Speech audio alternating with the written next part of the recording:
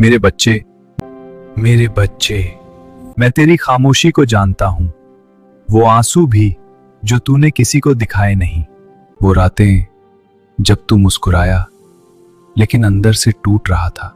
मैं वहां था जब तुझे लगा कोई तेरा नहीं है, मैं तुझे थामे खड़ा था। तू पूछता है इतनी परीक्षा क्यों?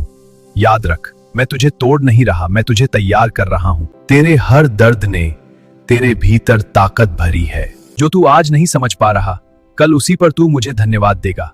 जब तुझे लगा सब खत्म हो गया है, वहीं से मैंने तेरी कहानी फिर से लिखनी शुरू की है। मत थक, मत रुक, बस मुझ पर भरोसा रख, क्योंकि तेरे आंसू हार की निशानी नहीं है, वो गवाही है उस आशीर्वाद की जो आने वाला है।